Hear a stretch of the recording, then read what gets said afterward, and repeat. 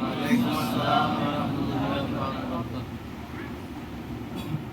تمام سے گزارش ہے تھوڑا سا آگے آ جائیں نا، بس یہ ٹیبل کی حد تک تھوڑا سا آگے آ جائیں تاکہ بعد میں آنے والوں کو پیچھے بیٹھنے کے لیے جگہ مل جائے، اور بلا شرعی عذر کے مسجد کی دیواروں کو ٹیپ لگانا بھی منع ہے۔ بیمار ہیں، بوڑھے ہیں، کمزور ہیں، ان کو اجازت ہے اور ایسا کوئی عذر نہیں ہے تو یہ مسجد کے ادب کے خلاف ہے۔ الحمدللہ رب العالمین والعاقبۃ للمتقین والصلاة والسلام علی سید الانبیاء والمرسلین، اما بعد فاعوذ باللہ من الشیطان الرجیم، بسم اللہ الرحمن الرحیم۔ یا ایھا الذین آمنوا اتقوا اللہ وکونوا مع الصادقین، صدق اللہ مولانا العلی العظیم۔ پڑھیں الصلاۃ والسلام علیک یا رسول اللہ، الصلاۃ والسلام علیک یا رسول اللہ، الصلاۃ والسلام علیک یا حبیب اللہ، الصلاۃ والسلام علیک یا حبیب اللہ، الصلاۃ والسلام علیک یا نبی اللہ، الصلاۃ والسلام علیک یا نبی اللہ، وعلی آلک وعلی آلک واصحابک واصحابک یا نور اللہ، یا نور اللہ، صلی اللہ تعالی صلی اللہ تعالی علیہ وسلم۔ علیہ وسلم۔ بسم اللہ الرحمن الرحیم۔ بسم اللہ الرحمن الرحیم۔ نویت سنت سنت الاعتکاف۔ اعتکاف۔ رب کعبہ کی بارگاہ میں دعا ہے، مولا اپنے حبیب صاحب اولاد صلی اللہ تعالی علیہ وسلم کے صدقہ خیر ہم تمام حاضرین اور سامعین کو تو ماہ محرم الحرام کی برکتوں سے بھرپور مالا مال فرما۔ آمین۔ میرے کریم اس نئے اسلامی سال کو دنیا بھر کے مسلمانوں کے لیے کامیابی اور کامرانی کے سال میں تبدیل فرما۔ آمین۔ اور سلطان ہند عطائے رسول غریب نواز کے صدقے ہم ہندوستانی مسلمانوں کو پھر سے ایک بار کھوئی ہوئی عزت اور کھویا ہوا وقار دوبارہ نصیب فرما۔ آمین۔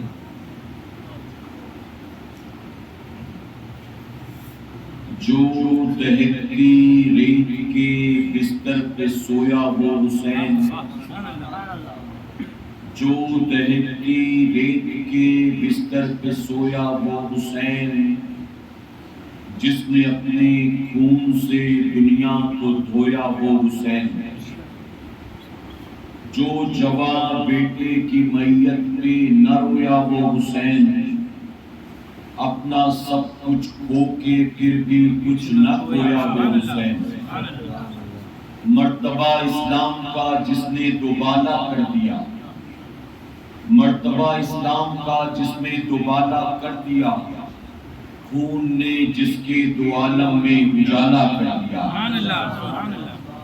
اور بہت خوب کہا جناب جوش ملیح آبادی نے، انسان کو بیدار تو ہو لینے دو، انسان کو بیدار تو ہو لینے دو، ہر قوم پکارے گی ہمارے ہیں حسین۔ اور اس شعر پر آپ کی خاص توجہ چاہوں گا۔ شاعر نے بہت خوبصورت اور آسان انداز میں جنگ کربلا کے پورے مفہوم کو یوں بیان کیا کہ حسین گرنا شہید ہوتے، حسین گرنا شہید ہوتے تو آج گھر گھر یزید ہوتے۔ میرے پیارے آقا علیہ الصلوۃ والتسلیم کے پیروانوں، آپ جانتے ہیں کہ محرم کا چاند جیسے ہی آسمان پر چمکتا ہے، پوری دنیا میں لوگ کربلا والوں کی بارگاہ میں خراج عقیدت پیش کرتے ہیں۔ ہر کسی کا طور طریقہ جدا ہوتا ہے۔ بعض لوگ قرآن و سنت پر توجہ دیتے ہیں اور بہت سے لوگ رسم و رواج کی طرف توجہ دیتے ہیں۔ ہمیں اور آپ کو بحیثیت مسلمان یہ دیکھنا چاہیے کہ ہم جو کچھ بھی کر رہے ہیں، چاہے وہ ماہ محرم الحرام ہو، چاہے وہ 11ویں شریف ہو، چاہے وہ حضور کی میلاد پاک ہو، چاہے وہ غریب نواز کا عرس پاک ہو، چاہے ہمارے گھر بچے کی ولادت ہو، چاہے ہمارے گھر میں کسی کی منگنی یا نکاح ہو، ولیمہ ہو یا رخصتی ہو، کسی کا انتقال ہو، ہمیں شروع سے آخر تک ہمیشہ یہ خیال رکھنا چاہیے کہ ہم سارے کام قرآن و سنت کے دائرے میں رہتے ہیں۔ لیکن معذرت کے ساتھ کہوں گا کہ ہمارے یہاں لوگ رسم و رواج پر زیادہ توجہ دیتے ہیں، قرآن و سنت پر نہیں۔ جبکہ آپ کو یہ معلوم ہے کہ کربلا میں جو جنگ ہوئی ہے، یہ جنگ اسلام اور کفر کی جنگ نہیں تھی، بلکہ کربلا کی جنگ اصل میں شریعت اور طبیعت کی جنگ تھی۔ آسان لفظوں میں اگر آپ سمجھیں تو کربلا کی جنگ شریعت اور طبیعت کی جنگ تھی۔ لیکن آج ہم اور آپ حسینی کہلانے والے لوگ شریعت پر کم، طبیعت پر زیادہ عمل کرتے ہوئے نظر آئے۔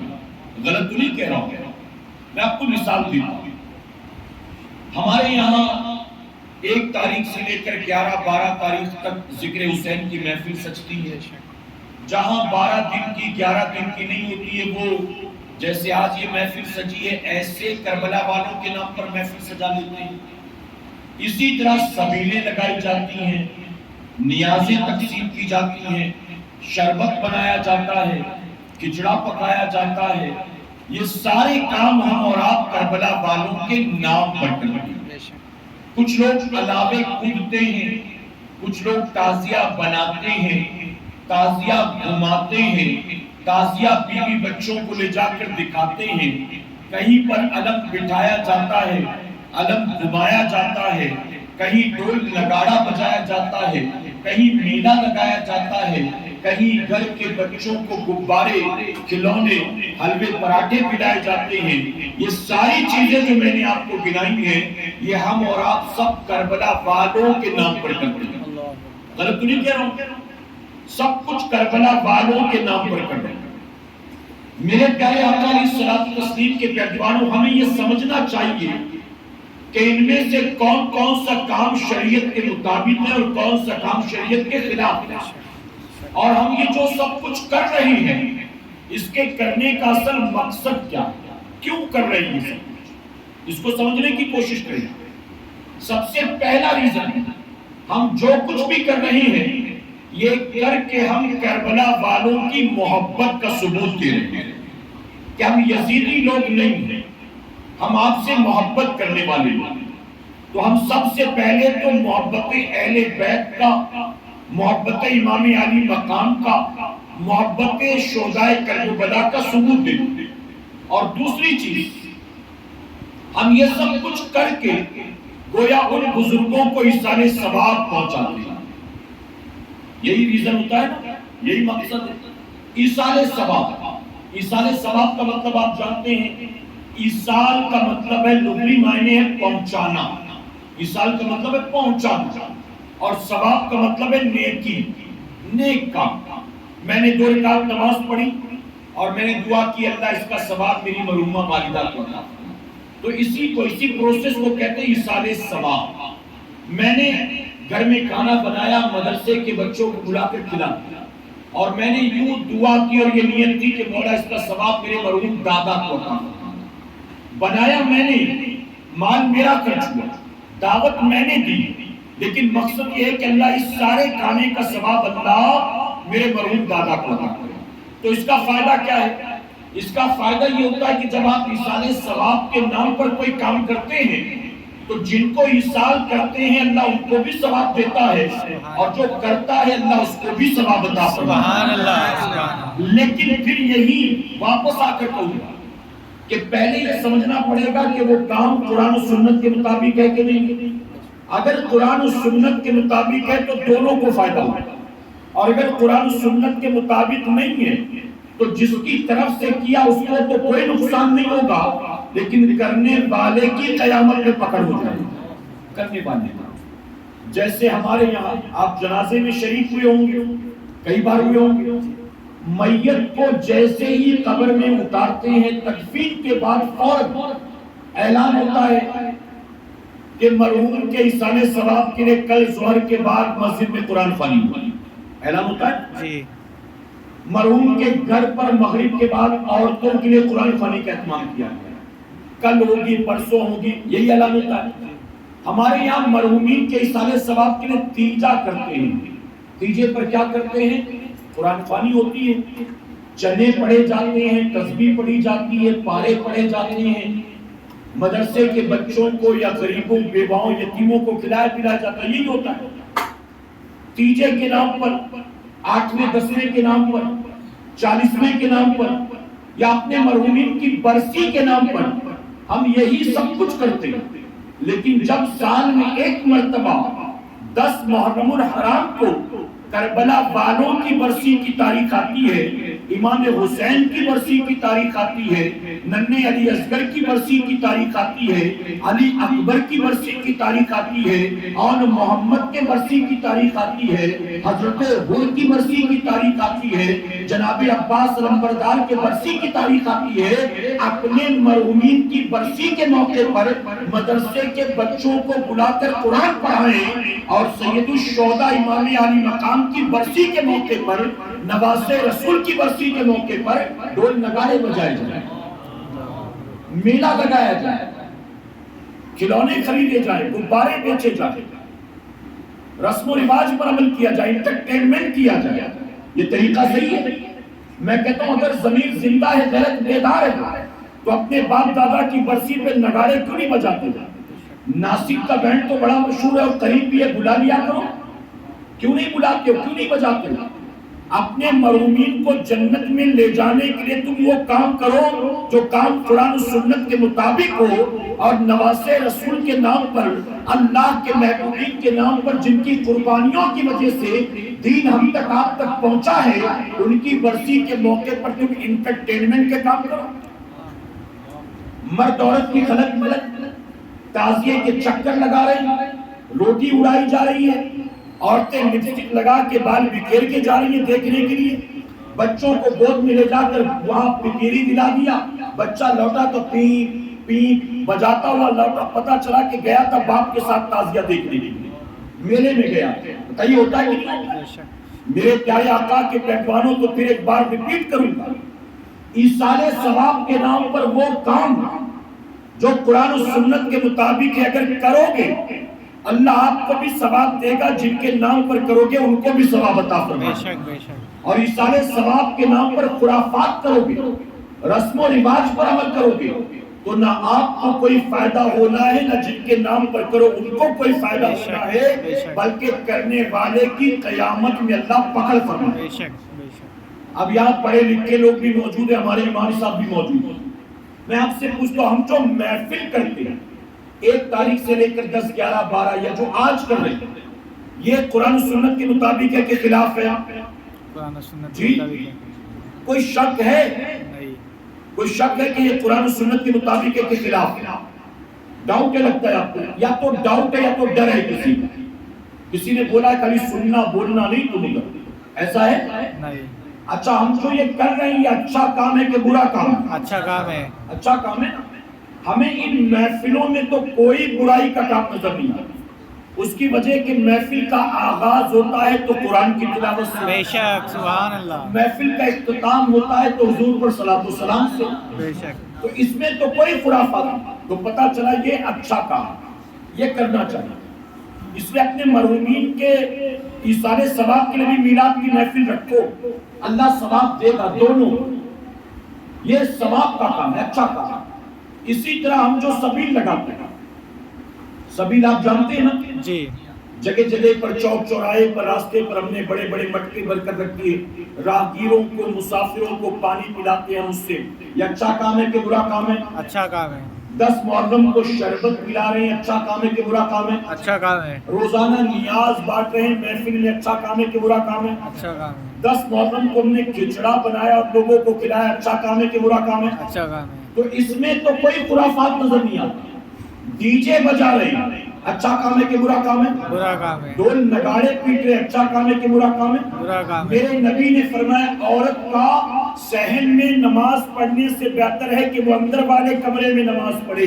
نبی نے فرمایا عورت قرآن کی تلاوت نہیں کرے تو غیر محرم اس کی آواز کو نہ سن سکے۔ نبی فرماتے ہیں کسی عورت کو اگر بامر مجبوری کسی غیر محرم مرد سے بات کرنی پڑ جائے تو اس کی آواز میں لوچ لچک نہیں ہونا چاہیے، اس کی آواز میں نزاکت نہیں ہونی چاہیے، اس کی آواز میں مٹھاس نہیں ہونی چاہیے۔ ارے جو نبی اپنی امت کی عورتوں کو نماز میں بھی قرآن کی تلاوت میں بھی پردے کی تعلیم دے رہی ہے، اسی نبی کا کلمہ پڑھنے والی 10 محرم کو بال بکھیر کے گئی ہے، اللہ اکبر، اللہ اکبر، لپسٹک لگا کے گئی ہے۔ یہ اچھا کام ہے کہ برا کام ہے؟ برا کام ہے، اور آدمی گھر کا مرد لے جا رہا ہے، بیوی کو، بیٹی کو، بہن کو، بھابھی کو، خالہ تم نہیں چلو گی، ساری تو جا رہی، تم بھی چلو، خود ہی تیار کر کے لے جا رہے۔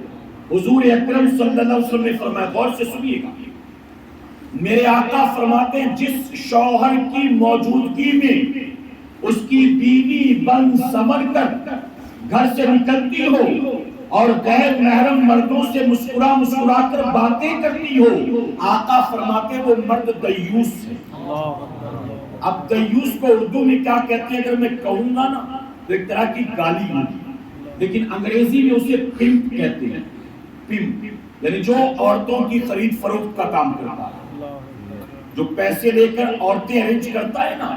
میرے نبی نے کہا وہ مرد دیوس ہے اور نہ اس مرد کی نماز قبول ہے نہ اس کا روزہ قبول۔ نبی نے فرمایا اور یہ بھی سن لو، صرف اتنا نہیں، میرے آقا نے یہ بھی فرما دیا کل قیامت کے دن ایک عورت اپنے ساتھ 3 مردوں کو جہنم میں لے کر جائے گی۔ آج بیوی خوبصورت ہے تو چاہتے ہو دنیا دیکھ لے، میں اکیلے کیوں دیکھوں؟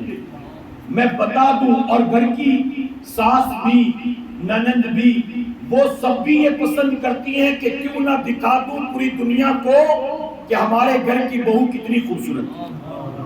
مرد بھی چاہتا ہے سارے دوستوں کو بتا دوں کہ دیکھو تم سب میں میری بیوی سب سے زیادہ خوبصورت ہے۔ مرد بھی چاہتا ہے۔ میرے پیارے آقا کے پیغمبر حد تو یہ ہو گئی ہے، برا مت مانیے گا، ہم نے دیکھا آدمی چڈی پہن کے بائک چلا رہا ہے اور اس کے پیچھے برقعے میں عورت بیٹھی ہوئی، آدمی مرد چڈی میں ٹی شرٹ میں۔ اب مجھے سوچنا پڑتا ہے کہ یہ جس کے ساتھ جا رہی ہے یہ مسلمان ہے کہ نہیں ہے؟ یہ جس مرد کے ساتھ بائک پر بیٹھ کر جا رہی ہے مسلمان ہے کہ نہیں ہے؟ اگر یہ اس کی بیٹی ہوتی یا بہن ہوتی یا کوئی بھی رشتہ ہوتا تو عورت نے اگر پردہ کر رکھا ہے تو مرد کو بتاتی کہ تیرا بھی تو ایک پردہ ہے، تیرا بھی نہ۔ عورت کی تو فرمایا گیا آواز کا بھی پردہ، لیکن مرد کے لیے تو ناپ سے لے کر گھٹنے کے نیچے تک چھپانا فرض ہے۔ اچھا تھوڑا اور آگے آ جائیں، باہر لوگ کھڑے ہو گئے، یہ ٹیبل اگر ضرورت ہو تو اس کو بھی ہٹا دیں۔ ہمارے کچھ ساتھی باڑہ سے بھی آ گئے ہیں، یہاں وہاں سے بھی آ گئے ہیں۔ اب وہ سوچ کر آئے تھے بیچارے کہ شاید پروگرام باہر ہوگا، انہیں نہیں پتا تھا کہ چھوٹی سی مسجد کے اندر یہ پروگرام ہوگا، اسی اعتبار سے وہ بھی پہنچ گئے، اور بارش کی وجہ سے انتظامیہ بارش کے ڈر سے انہوں نے باہر نہیں رکھا۔ بہرحال میری بھی آپ کے علاقے میں پہلی بار آمد ہے اور یہ پہلی ملاقات ہے۔ آپ نے بھی سوچا کہ صادق رضوی صاحب کے نام کو سن کے 15-20 آدمی آئیں گے اور آئے گا، تو چلیے بہرحال کوئی بات نہیں ہے۔ میرے پیارے آقا کے پیغمبروں میں آپ کو بتا دوں، ہم ویسے بھی بھیڑ بھاڑ میں بلیو نہیں کرتے۔ میرا تو اپنا یہ ماننا ہے کہ مجمع لاکھوں کا نہ ہو، 10 آدمی بیٹھے ہوں، ایک آدمی بھی اگر سدھر کر چلا جائے تو سمجھو محفل کامیاب ہو جائے۔ سبحان اللہ۔ اور مجمع لاکھوں کا ہو اور رات بھر لوگ ہاتھوں کو جھنڈا بناتے رہے، ہلاتے بلاتے رہے، اور رات کے 4 بجے جلسہ ختم ہو اور فجر میں جا کے سو جائیں، تو کیا فائدہ اس محفل کا؟ تو اس لیے ہم تو کچھ دینے کی کوشش کرتے ہیں اور امید کرتے ہیں کہ آپ بھی کچھ لے کر جائیں گے انشاءاللہ۔ تو میرے پیارے آقا کے پیغمبروں میں عرض کر رہا تھا عورت کے لیے فرمایا گیا کہ عورت کی آواز کا بھی پردہ، اس لیے حضور نے فرمایا قرآن کی تلاوت بھی اتنی دھیمی آواز سے کریں کہ غیر محرم نہ سنے۔ اور مرد کے لیے فرمایا گیا کہ ناپ سے لے کر گھٹنے کے نیچے تک کا سطر، یہ سطر عورت ہے، پردہ ہے، اس پر اس کا چھپانا ضروری ہے۔ لیکن مرد آج اس طرح سے بے حیا ہو گیا، عورتیں بے غیرت و بے پردہ ہو گئی۔ میرے پیارے آقا علیہ الصلوۃ والتسلیم کے دیوانوں، تو میں عرض کر رہا تھا کہ ہمیں اور آپ کو رسم و رواج پر نہیں، قرآن و سنت پر عمل کرنا ہے کہ انشاءاللہ۔ اور جتنی چیزیں آپ کو لگتی ہیں کہ قرآن و سنت کے خلاف ہیں، ان چیزوں سے اپنے آپ کو بچاتے رہیں کہ انشاءاللہ۔ اب یہ بھی سن لیں، اگر کوئی رسم 20 25 30 سال پرانی لیکن قرآن و سنت سے ٹکراتی نہیں، تو کوئی بات نہیں، آپ کریں، ثواب نہیں ہوگا تو عذاب بھی نہیں۔ اگر وہ قرآن و سنت سے ٹکرانے والی نہیں، کریں آپ، کوئی مسئلہ نہیں۔ لیکن کوئی رسم 200 400 سال پرانی، باپ دادا پردادا لکڑ دادا جتنے سب کرتے چلے، ہمارے خاندان میں ایسے ہی ہوتا ہے، ہماری طرف ایسے ہی چلتا ہے، ہماری جماعت میں تو لوگ ایسے ہی کرتے ہیں۔ وہ رسم کتنی ہی پرانی کیوں نہ ہو، لیکن اگر وہ رسم قرآن و سنت سے ٹکرانے والی ہو تو بحیثیت مسلمان ہمیں اس رسم کو نہیں دیکھنا، ہمیں تو اللہ کے حبیب کی لائی شریعت کو دیکھنا ہے۔ عمل کریں گے اس پر انشاءاللہ۔ تو میرے پیارے آقا کے پیروانوں، ہم جو کر رہے ہیں کربلا والوں کے نام، یہ اچھا کام ہے۔ اچھا کھچڑا کھلانا اچھا ہے کہ نہیں؟ شربت پلانا، آپ نے ابھی سنا نا، امام زین العابدین جب آپ کربلا کے بعد مدینے پہنچے تو آپ مدینے کی سرحدی پر اپنا گھر بنا کر وہیں رہے، اور مدینے کی سرحد پر آپ نے ڈیرا لگا دیا۔ جب بھی کوئی مسافر مدینے آتا تو آپ اس کو پانی پلایا کرتے، تو پانی پلانا اچھا کام ہے، آپ پانی پلاتے۔ جب مختار سقفی کھڑا ہوا اور ایک ایک کر کے یزیدیوں کو قتل کرنے لگا، ڈھونڈ ڈھونڈ کر، تو فرمایا کہ ایک آدمی اپنی جان بچا کر مدینے کی طرف بھاگا۔ اب چونکہ وہ بھاگتا دوڑتا پیدل آیا تھا، بھوکا پیاسا تھا، مدینے میں جب انٹر کرنے والا تھا اس نے دیکھا کہ امام زین العابدین مسافروں کو پانی پلا رہے ہیں، تو وہ بھی لائن میں جا کر کھڑا ہو گیا۔ چونکہ پیاس لگی تھی، کیا کرتا؟ لائن میں کھڑا ہو گیا۔ اب اس کے دل میں خیال تھا پتہ نہیں مجھے دیں گے کہ نہیں دیں گے، مجھے پہچان لیا تو نہیں دیں گے، یہ سوچ کر لائن میں کھڑا۔ جب اس کا نمبر آیا تو امام زین العابدین نے اس کو بھی پانی پیش کر دیا، آپ نے اس کو بھی پانی پلایا۔ جب تک پیاس لگی تھی کچھ نہیں بولا، جب پیٹ بھر کر پی لیا تو پینے کے بعد مسکرا کر کہتا ہے، اے زین العابدین آپ نے مجھے پہچانا نہیں؟ آپ فرماتے میں اور تجھے نہ پہچانوں، میں اور تجھے نہ پہچانوں؟ ارے کربلا میں تو نے جو کچھ کیا ہے میں تجھے یہاں بھی پہچانتا ہوں، محشر میں بھی پہچانوں گا، محشر میں۔ اب وہ حیران ہے، غلط فہمی تھی کہ پہچانا نہیں اس نے پلایا، جب پتا چلا کہ پہچان لیا پھر بھی پلایا، تو کہتے ہیں کہ آپ نے پہچان کر بھی پانی پلا دیا۔ تو امام زین العابدین فرماتے ہیں پانی بند کرنا تمہارا کام ہے اور دشمنوں کو بھی پلانا ہمارا کام ہے۔ تو یہ جو سبیل لگاتے ہیں اچھا کام ہے کہ برا؟ شربت پلاتے ہیں اچھا کام ہے کہ برا؟ اور الحمدللہ ہم تو مذہب بھی نہیں دیکھتے، رنگ و نسل بھی نہیں دیکھتے۔ ہم نے اپنی قوم کے جوانوں کو دیکھا ہائی وے پر گاڑیاں رکا رکا کر پلاتے ہیں، اسٹیشنوں پر لے جا کر پلاتے ہیں۔ ارے جن تاریخوں میں یزیدیوں نے اہل بیت پر کربلا میں پانی بند کیا تھا، ہم سنیوں نے طے کر لیا جب بھی وہ تاریخیں آئیں گی ہم ان کی یاد میں لوگوں کو پانی نہیں شربت پلایا کریں گے۔ تو یہ اچھا کام ہے، کھلانا پلانا یہ ہمیشہ اچھا کام ہے۔ غوث اعظم نے تو یہاں تک فرمایا تھا کہ آج بھی نیاز کا اہتمام ہے نا، ہے کہ نہیں؟ جی، جنہوں نے انتظام کیا اللہ ان کو دونوں جہاں میں اس کا بہتر اجر عطا فرمائے۔ یہ کتنا اچھا عمل ہے۔ غوث اعظم فرماتے ہیں میں نے اعمال کے دفتر کو کھنگال کر دیکھا اور بھوکوں کو کھانا کھلانے سے بہتر کوئی عمل میں نے پایا ہی نہیں۔ اس لیے اللہ کے جو ولی ہیں اولیاء کرام کی بارگاہ میں جائیں وہ زمین کے اوپر ہوتے ہیں تو بھی کھلاتے ہیں اور زمین کے نیچے جاتے ہیں تو بھی ان کی چوکھٹ پر لنگر جاری رہتا ہے۔ میں کہتا ہوں ایک آدمی بھوکا پوری دنیا میں بھٹک سکتا ہے لیکن ولی کی بارگاہ میں پہنچے گا تو بھوکا نہیں رہے گا، اللہ ولی کے وسیلے سے اسے کھلا پلا دے گا۔ اور میرے نبی نے مثال دی، میرے آقا فرماتے ایک عورت ایک بلی سے تنگ آ گئی، بخاری شریف کی حدیث مبارک، ایک بلی سے تنگ آ گئی، کبھی وہ کھانا جھوٹا کر دیتی، کبھی دودھ گرا دیتی، پریشان ہو گئی۔ اس نے بلی کو قید کر باندھ دیا، اسے نہ خود کچھ کھلایا پلایا نہ اس کو جانے دیا کھانے پینے کے لیے۔ چند دن قید میں رہنے کے بعد وہ بلی مر گئی، بھوکی پیاسی مر گئی۔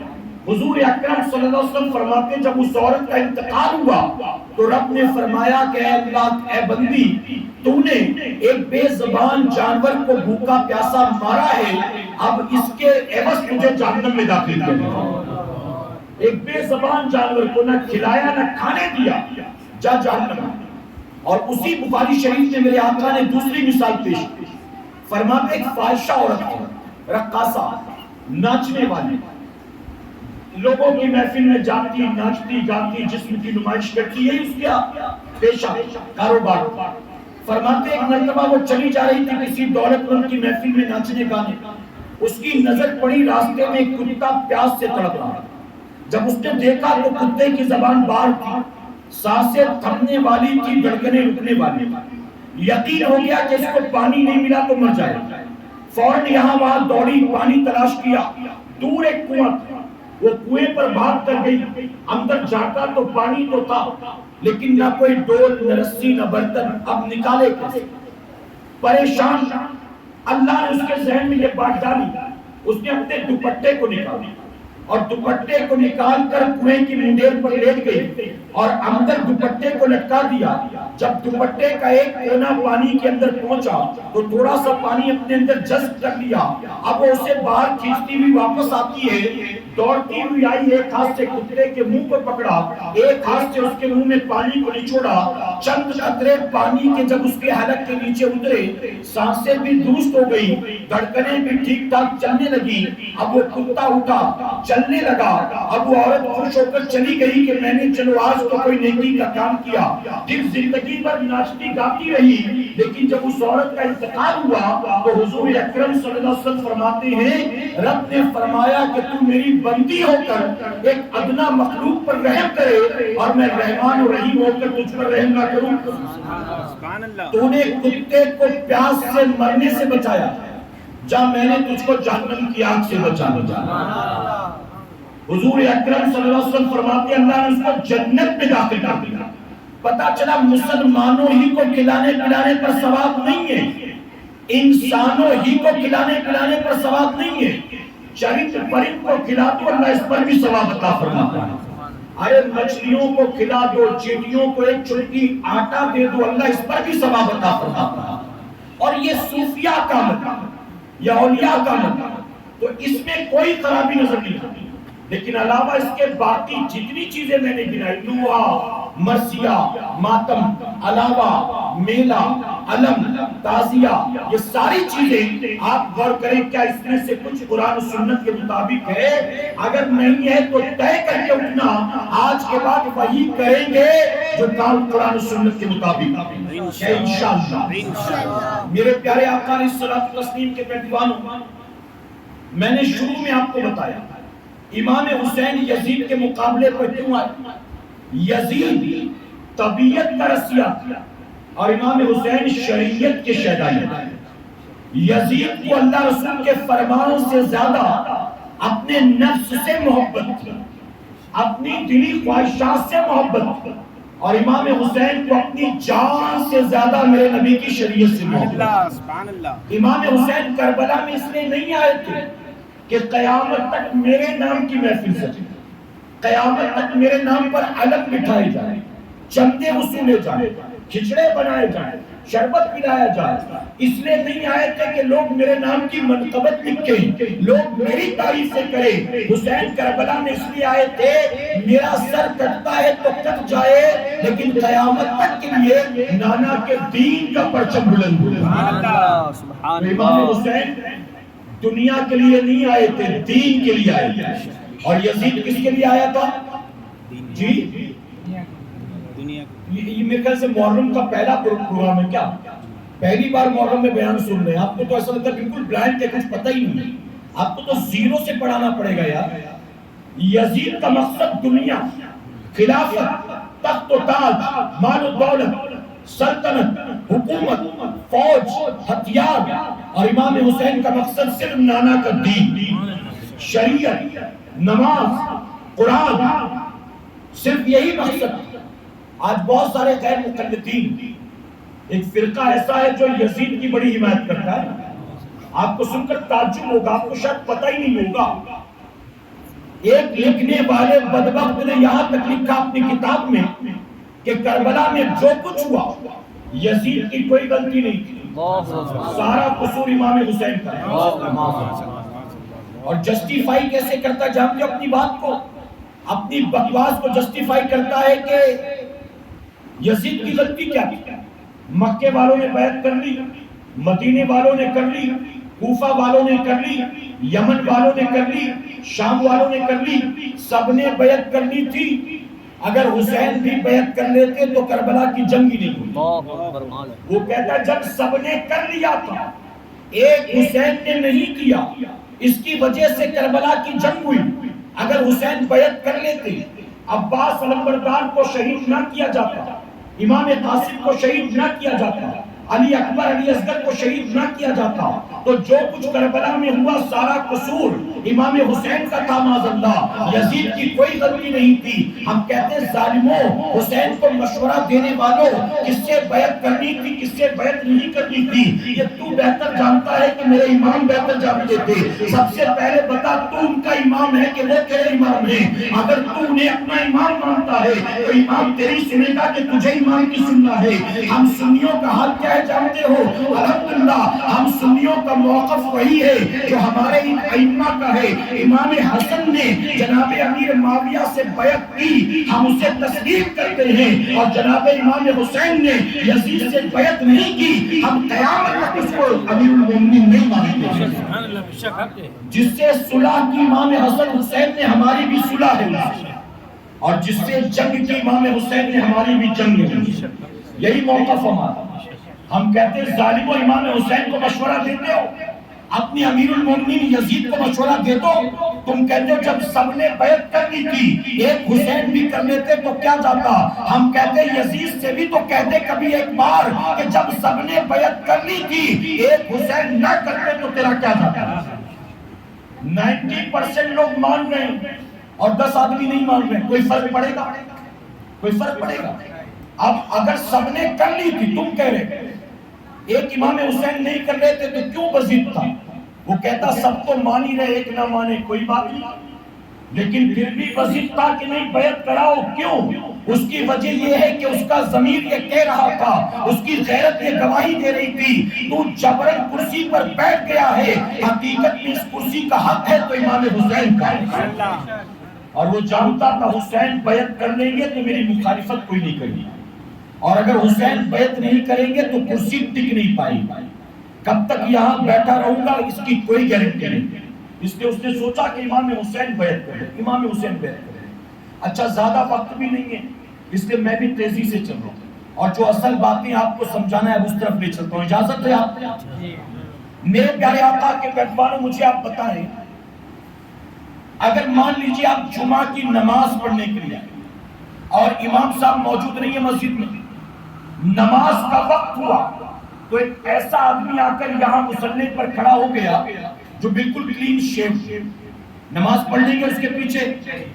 جی میں کہتا ہوں جو 5 وقت کے نمازی ہیں نا آپ کی مسجد میں، وہ جو بوڑھے ہیں بزرگ ہیں وہی انکار نہیں کریں گے. جمعہ کی 2 رکعت پڑھنے والے کلین شیو لونڈے بھی انکار کر دیں گے. وہ کہیں کہ ہم بھی اس کے پیچھے نماز نہیں پڑھنے والے. یہ کون ہے؟ کہاں سے آ گیا یہ؟ اب وہ آدمی کہے کہ امام صاحب گاؤں گئے چھٹی پر، اب 1 مہینہ میں ہی نماز پڑھاؤں، پڑھ لو گے؟ کہو گے چلو ٹھیک ہے کوئی بات نہیں. اگر میں منع کروں گا فتنہ ہوگا، میں منع کروں گا تو لفڑا ہوگا، چلو پڑھ لیتے ہیں. پڑھ لیں گے؟ آپ کہیں گے نکل یہاں سے، ہم تیرے پیچھے نہیں پڑھیں گے. یہ تو میں نے کلین شیو کی بات کی. اب مان لیجئے آپ کے گاؤں میں اس کا شرابی ہونا بھی مشہور ہے کہ گاؤں کا سب سے بڑا شرابی آدمی، یہ گاؤں کا سب سے بڑا جواری آدمی، یہ زانی بھی، یہ ناچ گانے کا شوقین بھی ہے، امام مان لو گے اس کو؟ ایسے بدبخت کو، ایسے فاسق و فاجر کو ہمارے اور آپ کے جیسا گناہگار جب 2 رکعت جمعہ کی نماز کا امام بنانے کو تیار نہیں ہے تو امام حسین بتاؤ یزید کو اپنا امام مان لیتے؟ وہ جو اتنا بڑا بدبخت و فاسق و فاجر تھا اس کو خلیفہ بھی مانتے، امیر المومنین بھی اور اپنا امام بھی؟ میرے پیارے آقا کے پیٹوانوں، اسی لیے میرے امام نے یزید کی بیعت نہیں کی۔ اور جہاں تک ایک بدبخت کہتا حسین کربلا میں آئے تھے تخت و تاج کی لالچ، ان لوگوں کے جو اعتراضات ہیں اگر میں اس کو ہی بتاتا ہوں تو کافی وقت لگ جائے گا۔ کہتے ہیں امام حسین کربلا میں آئے تھے تخت و تاج کی لالچ میں، کہ معاذ اللہ۔ آپ بتائیں ایک آدمی دنیا میں اگر کوئی بڑی پوسٹ پالے، بڑا عہدہ پالے، تو بڑی پوسٹ پانے کے بعد وہ چھوٹے عہدے کی تمنا رکھتا ہے؟ ایک آدمی بینک میں بھرتی ہوا ایز اے کلرک، ایکسپیرینس کی بنیاد بار بار ایگزامز دیتا رہا، پاس کرتا رہا، اور دھیرے دھیرے پروموشن کے ساتھ ساتھ انکریمنٹ کے ساتھ ساتھ وہ جو کلرک نے جوائن کیا تھا 20 سال پہلے، 20 سال کے بعد اسی بینک کا مینیجر بن گیا۔ تو اب مینیجر بننے کے بعد تمنا کرے گا کہ کاش میں چپراسی بن جاتا، کاش میں یہاں کا کلرک بن جاتا، آفس بوائے بن جاتا، تمنا کرے گا؟ ارے وہ کلرک سے اس نے شروعات کی، مینیجر بن گیا، اب اس کی خواہش ہوگی 3-4 بینکس کا میں مینیجر بنا دیا، سینٹرلائز طور پر مجھے کوئی اور بڑی پوسٹ مل جائے۔ ہر آدمی آگے بڑھنا چاہتا ہے۔ ایک آدمی ٹیلر کی دکان جوائن کرتا ہے ایز اے ہیلپر، شروع میں کیا کرتا ہے؟ دھاگا کاٹتا ہے، بٹن ٹاکتا ہے، ورلاپ کراتا ہے، چائے بول کراتا ہے، یہ کرتا ہے، اور 6 مہینے کے بعد پھر وہی یہ سب کرتے کرتے مشین پہ بیٹھ جاتا ہے، کاریگر بن جاتا ہے، اور پھر 1.5-2 سال کے بعد وہی ماسٹر بن جاتا ہے، اور پھر 4-5 سال کے بعد وہ اپنا کارخانہ کھول لیتا ہے۔ ایسے ہی ہوتا ہے۔ اب وہ اپنا کارخانہ کھولنے کے بعد یہ تمنا کرے گا میں پھر سے ہیلپر بن جاؤں۔ میرے پیارے آقا کے پیغمبروں، یقیناً یزید کے لیے دنیا کی خلافت، یزید کے لیے دنیا کا تخت و تاج بہت معنی رکھتا تھا، لیکن امام حسین کے لیے دنیا کا تخت و تاج و خلافت کوئی معنی نہیں رکھتا تھا۔ اس کی وجہ کہ یزید تو جبرن یہاں کرسی پر بیٹھا تھا، اور امام حسین وہ تھے جن کو زمین پر جیتے جی ان کے نانا نے جنتی جوانوں کا سردار بنایا۔ تو جس کے ہاتھ میں جنت کی سرداری ہوئی اس کے لیے دنیا کی کرسی کوئی معنی رکھتی ہے؟ ارے یزید کے لیے سب کچھ نیا تھا، حسین نے تو کسی ماحول میں کھولی۔ آپ نے تو اپنے نانا کو دیکھا، صدیق اکبر کو دیکھا، عمر فاروق اعظم کو دیکھا، اپنے بابا علی کو دیکھا تھا، اسی کرسی پر اپنے بھائی حسن مجتبیٰ کو دیکھا تھا۔ تو امام نے تو یہ سب کچھ بچپن سے دیکھا تھا، ان کے دل میں اس کی آرزو اور تمنا نہیں تھی۔ اور اے سرکار مدینہ کے پیارے والوں، میں ذمہ داری کے ساتھ کہتا ہوں، اگر امام حسین کو کرسی چاہیے تھی، خلافت چاہیے تھی، تو بیوی بچوں کو لے کر کربلا میں آنے کی کوئی ضرورت نہیں تھی۔ امام حسین اپنی ماں کے روضے پر چلے جاتے اور کہتے امی جیسے بھائی خلیفہ بنے تھے، جیسے بابا خلیفہ بنے تھے، میں بھی خلیفہ بننا چاہتا ہوں، امی میرے لیے دعا کرتے کہ میں بھی امیر المومنین بن جاؤں۔ ہمارا ایمان یہ کہتا ہے، ارے وہ ماں فاطمہ الزہرا جن کی دعاؤں کی برکت سے اللہ ان کے بیٹوں کے لیے جنت کے جوڑے زمین پر اتار دیتا ہے، ارے جن کی ماں مصلی پر دعا کرتی ہے تو گھر کے دسترخوان پر جنت کا میوہ آ جاتا ہے۔ اگر وہ ماں لب ہلا دیتی امام حسین مدینے میں بیٹھے بیٹھے امیر المومنین بن جاتے۔ نبی علی اصغر کو کربلا میں لانے کی ضرورت نہیں تھی، ننھی سکینہ کو کربلا میں لانے کی ضرورت نہیں تھی، اپنے بیٹوں کو اور بھائیوں کو شہید کرانے کی ضرورت نہیں تھی۔ امام کربلا میں آ کر اپنا سب کچھ لٹا کر بتا رہے ہیں یزید دنیا کے لیے آیا تھا، حسین تو نانا کے دین کی بقا کے لیے آیا تھا۔ میرے پیارے آقا کے پیروانوں، امام حسین کا جھگڑا کس بات کا تھا؟ یزید سے۔ امام حسین کربلا میں شریعت کے ریپریزنٹیٹیو اور یزید کربلا میں طبیعت کی نمائندگی کر رہا تھا۔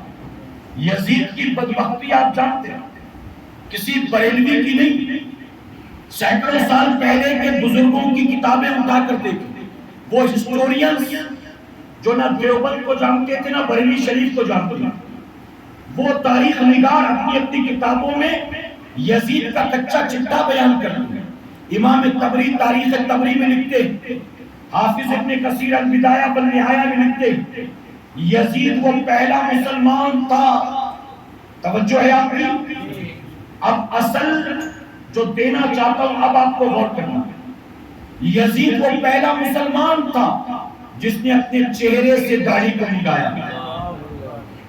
لکھتے ہیں کہ یزید سے پہلے مسلمانوں میں کسی نے داڑھی مڈانے کی جرت نہیں کی۔ یہودی مڈاتے تھے، عیسائی مڈاتے تھے، لات عزا و منات کے پجاری مڈاتے تھے، لیکن مسلمانوں میں یزید پہلا تھا جس نے داڑھی مڈایا۔ اب میں آپ سے سوال پوچھتا ہوں، ہم لوگ حسینی لوگ ہیں نا، لیکن اگر ہم اپنے گریبان میں جا کر دیکھیں، اپنے گھر میں دیکھ لیں، خاندان میں دیکھ لیں، اپنی آبادی میں دیکھ لیں، اپنی سوسائٹی میں دیکھ لیں، ارے جمعہ پڑھنے آتے ہو تو اپنے محلے کی مسجد میں دیکھ لو، آپ کو پتہ چلے گا ہم اور آپ بنتے حسینی ہیں، لیکن ہر صبح داڑھی مڈا کر وہ کام کر رہے ہیں جو کام امام حسین کا دشمن یزید پلید کرتا ہے۔ آپ بتائیے صبح اٹھ کر داڑھی مڈانا کس کا کام ہے؟ امام حسین کا کہ یزید پلید کا؟ ہم کر کیا رہے ہیں؟ ہم حسینی ہے صرف زبانی جمع خرچ کرنے والے، ہم حسینی ہے صرف نان کھٹائی والے، صرف کھچڑے شربت دیگ اور لنگر والے؟ ہم کس بات کے حسینی ہیں؟ محبت امام حسین سے اور کام وہ کرو جو دشمن حسین کرے، یہ کیسی حسینیت ہے؟ میرے پیارے آقا علیہ الصلوۃ والتسلیم کے پیروانوں، سب سے پہلے میرے نبی کے ہاتھوں پر کس نے اسلام قبول فرمایا؟ سیدنا صدیق اکبر نے۔ کس نے کلمہ پڑھا؟ سیدنا صدیق اکبر۔ اور ہندوستان میں اسلام کون لے کر آیا؟ میرے غریب نواز۔ کون لے کر آیا؟ میں ریپیٹ اس لیے کر رہا ہوں جن کو نہیں معلوم ہے ان کو پتا چلتا ہے۔ غریب نواز۔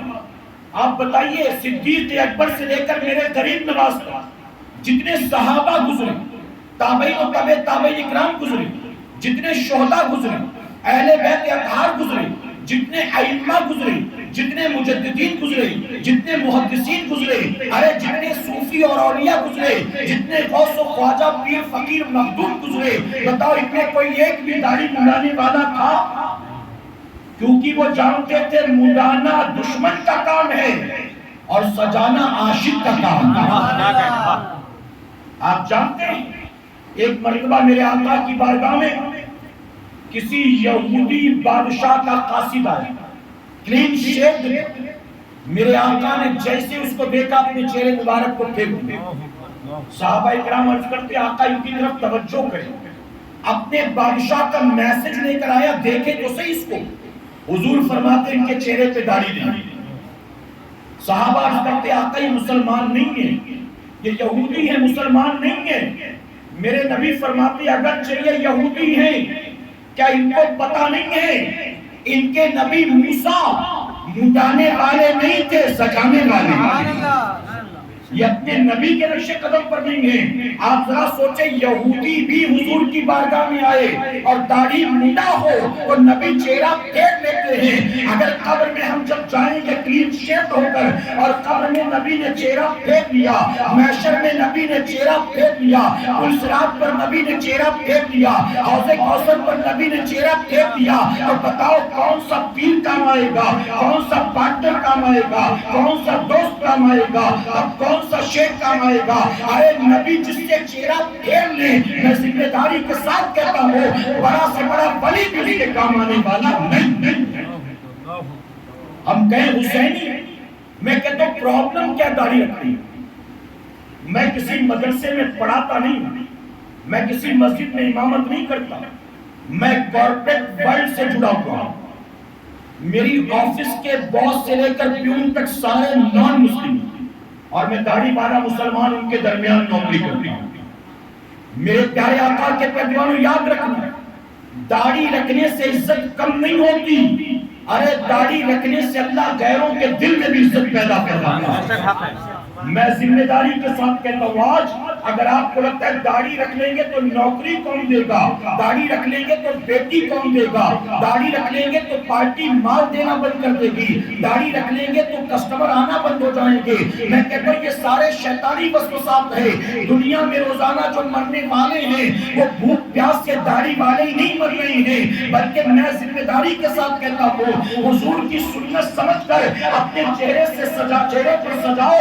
ایک دروازہ بند بھی ہوا اللہ رزق کے لیے 10 دروازے کھول دے گا۔ اگر داڑھی کی وجہ سے نوکری گئی پریشان مت ہونا، جس کے یہاں نوکری کرتے تھے رزاق وہ نہیں ہے، رزاق میرا پروردگار ہے۔ ارے یہ تو اللہ اس کے ذریعے دے رہا تھا، اس کے پاس میرا رزق لکھا تھا، اس کے ذریعے مل رہا تھا، وہ میرا رزاق نہیں ہے۔ اور ایک دروازہ بند ہوگا اللہ 10 کھولے گا، آپ دیکھ لیجئے گا اپنی آنکھوں سے۔ ایک نوجوان داڑھی رکھنا چاہے تو ماں کہتی ہے داڑھی رکھ لے گا تو بیٹا اپنی بیٹی کون دے گا؟ باپ کہتا ہے ابھی میں نے نہیں رکھا تو رکھے گا، شرم نہیں آتی ہے؟ اچھا باپ 60 کا ہو گیا نہیں رکھا اور بیٹا 25 سال کا رکھنے لگا تو باپ کہتا ہے ابھی میں نے نہیں رکھی تو رکھے گا، شرم نہیں آتی؟ اب بتائیے شرم اس نوجوان کو آنی چاہیے کہ بڈھے کو آنی چاہیے؟ لیکن خود بے شرم بنا بیٹھا کہ میں تو بے شرم ہوں، تجھے شرم آنی چاہیے۔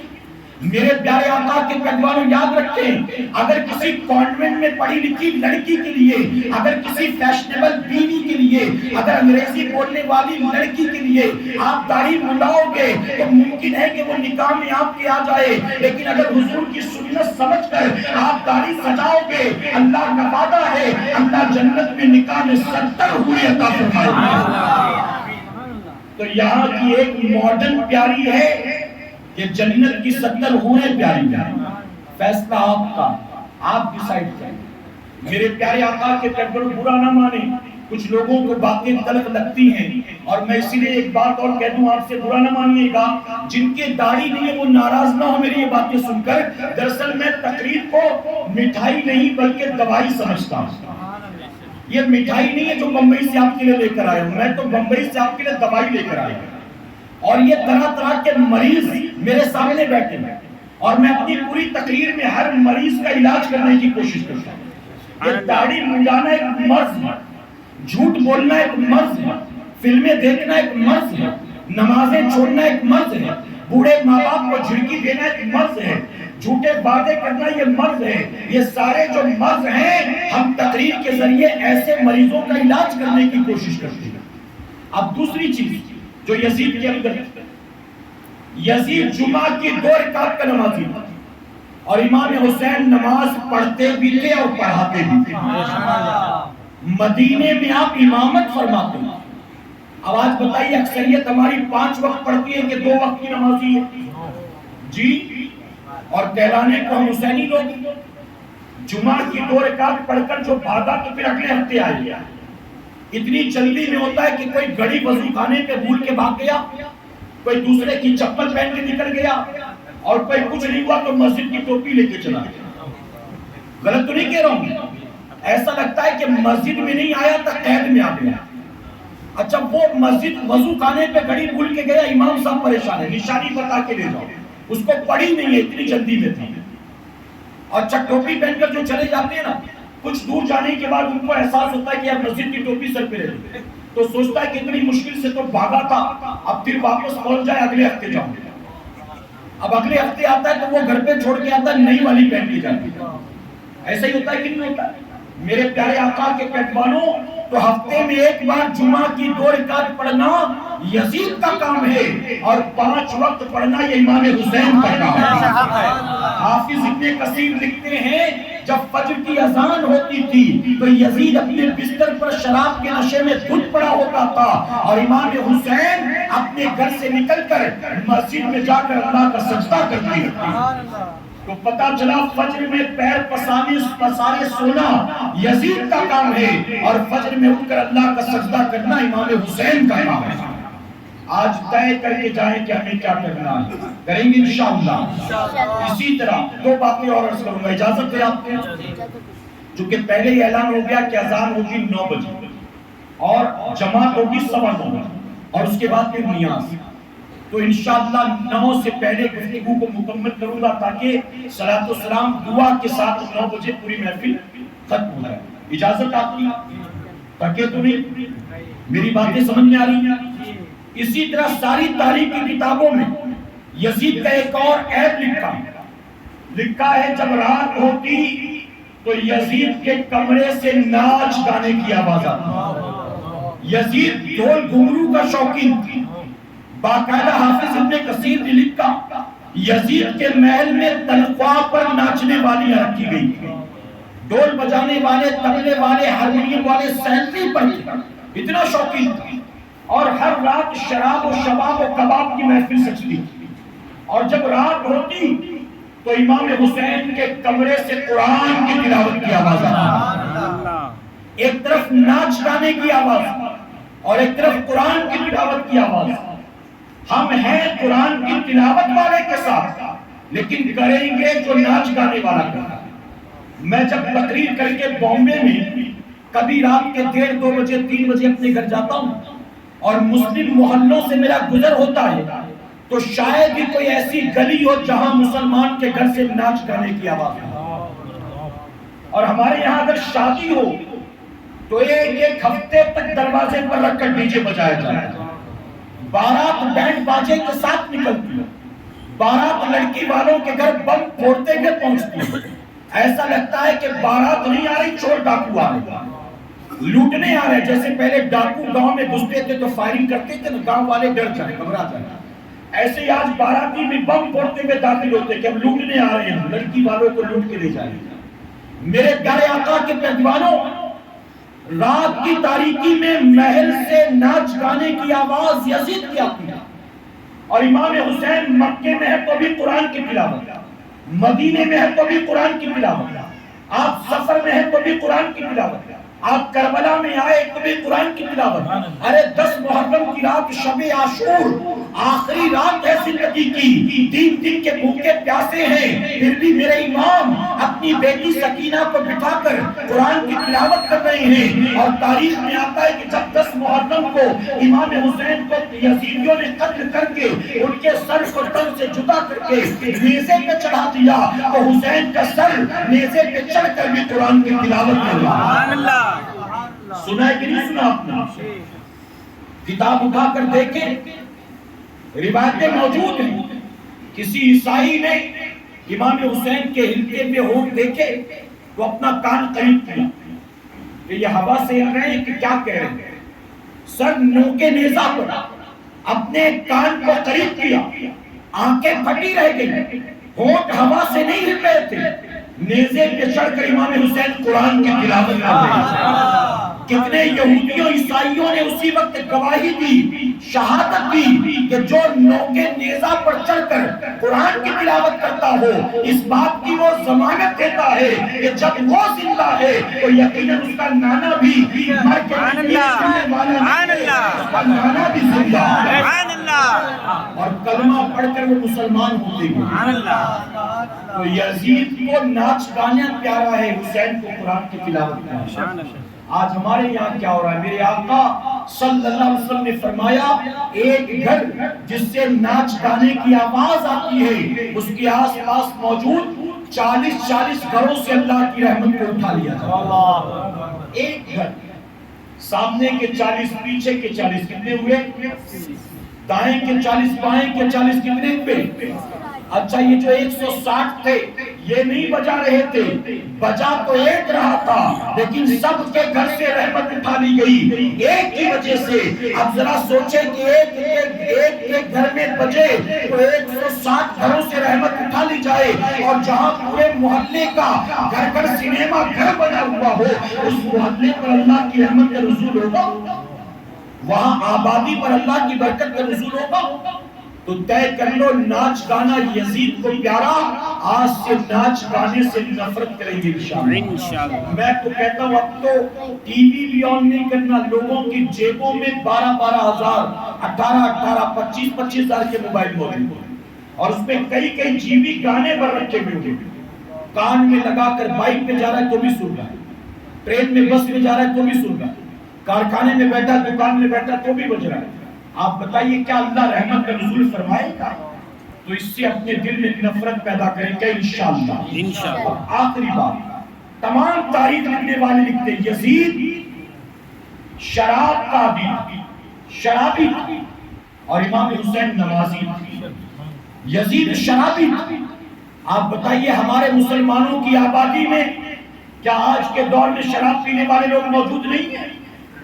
میرے پیارے آقا کے پیغمبر، میں حیدرآباد جیسے شہر میں جاتا ہوں جہاں کے لوگ سوفسٹیکیٹڈ، پڑھے لکھے، اردو داں، دین دار، ایسے شہر میں بھی پہنچو تو لوگ کہتے ہیں حضرت دعا کرنا میرا بھائی شراب کا عادی ہے۔ بعض بیٹے کہتے ہیں حضرت دعا کرنا ہمارا باپ شراب پیتا۔ آپ ذرا سوچیں، یہ حالات ہیں ایسے علاقوں میں جہاں مسلمانوں کی اکثریت رہتی ہے، بلکہ میں تو آپ کو ذمہ داری کے ساتھ کہنا چاہتا ہوں، آج مسلمانوں کا کوئی محلہ ایسا نہیں ہے جہاں چرس پینے والے نہ ہو، گانجا پینے والے نہ ہو، کورکس کا استعمال کرنے والے نہ ہو، وائٹنر کا استعمال کرنے والے نہ ہو، ہیروئن کا استعمال کرنے والے نہ ہو، ایم ڈی کا استعمال کرنے والے نہ ہو۔ اور جب ایسے لوگوں کو دیکھتا ہوں تو میں کہتا ہوں اگر آج یزید زندہ ہوتا تو وہ بھی تمہیں دیکھ کر شرم سے ڈوب مرتا اور یہ کہتا کہ تم کیسے حسینی ہو؟ ارے میں شراب پیتا تھا، حسین نے برداشت نہیں کیا، اور تم اپنی چیزوں سے نشہ کرتے ہو، حسین تمہیں کیسے برداشت کریں گے؟ بلا بتاؤ۔ وہ جو نشہ و چیزوں کا استعمال کرتا ہے کیا وہ امام حسین کی جنت میں جائے گا؟ جس جنت کے سردار امام حسین، ایک شرابی کو جب دنیا میں حسین نے برداشت نہ کیا، یہ حسینی کہلانے والے جو چرسی گنجیڑی افیمچی چلمچی بنے بیٹھے ہیں، کیا امام حسین ان کو برداشت کریں گے؟ ارے یزید بھی سوچتا ہوگا میرے پاس نشہ کرنے کے لیے شراب کے علاوہ کوئی آلٹرنیٹ نہیں تھا۔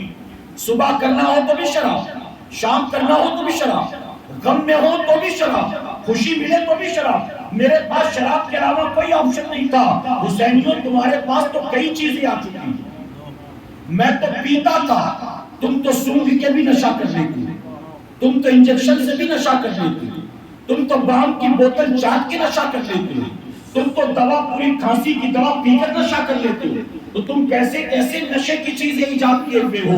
میرے پیارے آقا کے پیغمبروں، میں کہتا ہوں ہم کیسے حسینی ہیں؟ جس منہ سے اپنے آقا و مولا کا نام لیتے ہیں، جس منہ سے ان کے نام کا شربت پیتے ہیں، جس منہ سے ان کے نام کا کھچڑا کھاتے ہیں، اسی منہ سے حرام چیزوں کو کھاتے پیتے ہیں، ذرا سوچے کہ ہمارا انجام کیا ہوگا؟ پوری بوتل تو دور کی بات ہے، پوری بوتل میرے نبی نے فرمایا جس نے شراب کا ایک قطرہ حلق کے نیچے اتارا اور بن توبہ کیے مر گیا، وہ اس حال میں دنیا سے جائے گا کہ پیاس کی وجہ سے اس کا حلق سوکھ کر کانٹا بن چکا ہو، پیاس کی وجہ سے حلق سوکھ کر کانٹا بن جائے گا۔ اور میرے نبی نے فرمایا دنیا کے سارے سمندر اس کے منہ میں انڈیل دیے جائیں تو بھی وہ دنیا سے پیاسا ہی ہو۔